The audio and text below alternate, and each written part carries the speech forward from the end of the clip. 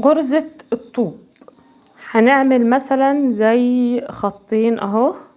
طبعا ده اللي هتعمليه حضرتك في الكتابة، وليكن مثلا ده حرف ألف. هنعمل ايه؟ هتعمليها لي اجزاء ازاي يا أميمة؟ يعني مثلا حضرتك هتعملي الجزء ده نص سنتي، هيبقى ده نص، هيبقى ده نص، هيبقى ده نص. ماشي. انا طبعا على القناة عاملاها بطريقة تانية، فانا كده هعملها بالطريقتين عشان برضو تبقى واصلة معاكم. الطريقة اللي انا عاملاها على القناة عاملة باك لكل الكلمة الاول، وبعد كده الباك اللي هنا مع الباك اللي هنا، وشغالة وشغالة. طيب انا حاسة ان هي صعبة مش فاهماها يا أميمة، هعمل لك طريقة تانية. طبعا احنا الحشو بتاعنا بنبتديه من الشمال لليمين من فوق لتحت، احنا المفروض حفظنا الحشو خلاص، صح؟ هعمل ايه؟ هطلع بالخيط وهنزل هنا. يبقى انا كده الاول الجملة او الكلمة او الحاجة اللي عندي هحدد الاماكن اللي انا هشتغل عليها، وهعمل الخط كده. تمام. هرجع اعمل ايه؟ لازقة فيها برضو حشو. انا هشتغل حشو جنب بعضه، كله لازق في بعضه، مفيش اي فراغات خالص، بالشكل ده كده.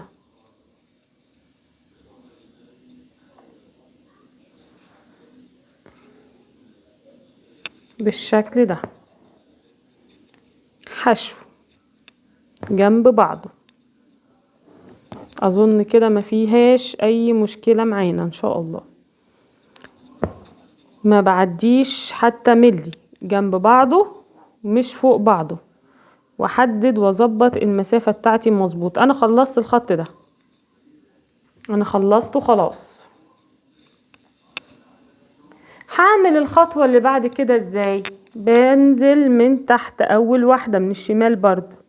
يبقى انا خلصت هنا في اليمين، بنزل فين؟ في الشمال، باجي تحتها بالظبط، لازقة فيها بالظبط، وهرجع اشتغل المكان اللي انا محدداه بالشكل ده كده. هفضل ايه؟ لازقة فيها من فوق، لازقة فيها اهو من فوق. هعدي اللضمة بتاعتي وهلزق فيها اهو واخش. برضو هشتغل ايه؟ حشو اهو، شغالة حشو بالشكل ده كده، من الشمال لليمين من فوق لتحت. الطريقة دي اسهل شوية من اللي هناك على القناة اللي انا كنت عاملاها زمان. برضو لو حابة تشوفيها او لسه ما شفتهاش، حابة ابعتها لكم برضو ان شاء الله. هتفضلي شغالة لحد ما تخلصي خالص بالشكل ده كده. هاجي فين تاني؟ هاجي تاني من هنا، بدايتي فين؟ في الشمال من فوق لتحت. يبقى انا كل مرة هعمل كده، ايوه كل مرة هتعملي كده.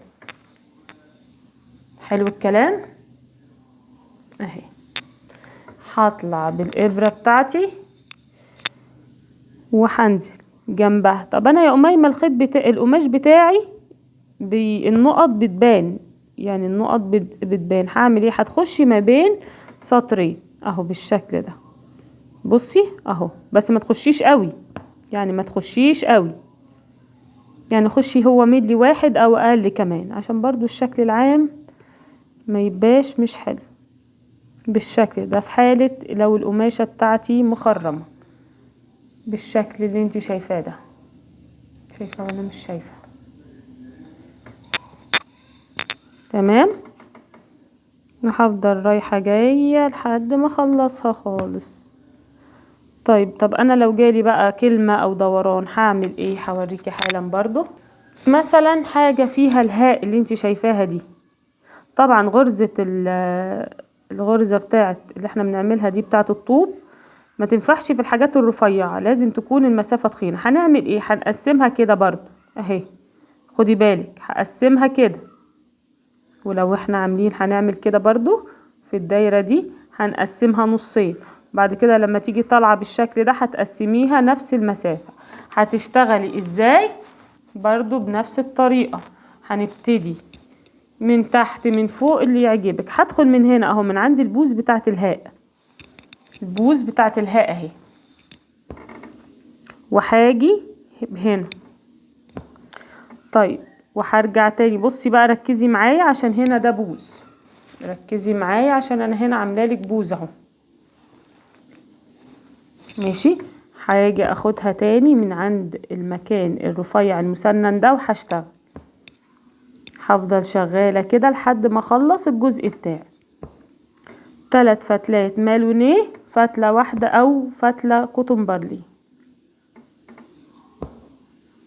شوفي انا شغالة وبمشي على حسب الرسمة بتاعتي بالظبط عشان الهاء بتاعتي تبقى مظبوطة ودورانها مظبوط بالشكل ده كده.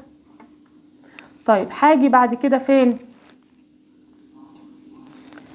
هدخل تحت منها بالظبط من الشمال اهو، شوفي تحت منها بالظبط، وهاجي تاني عند الرسمة اللي انا رسماها والمكان اللي انا مظبطاه.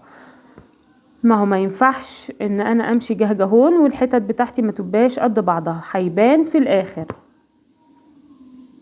هيبان لو المسافات بتاعتي واحدة طويلة وواحدة قصيرة، واحدة عريضة وواحدة تخينة، لازم كله قد بعضه. وهفضل شغالة لحد ما اخلص الحرف بتاعي، اخلص الكلمة بتاعتي سواء عربي او انجليش اللي انت عايزاه كله بالشكل ده عشان اظبط الدوران بتاعي اهو. شايفاه؟ هرجع تاني برضو من البداية خالص من الشمال، هفضل شغالة كده لحد ما اخلص الشغل بتاعي كله وبس كده.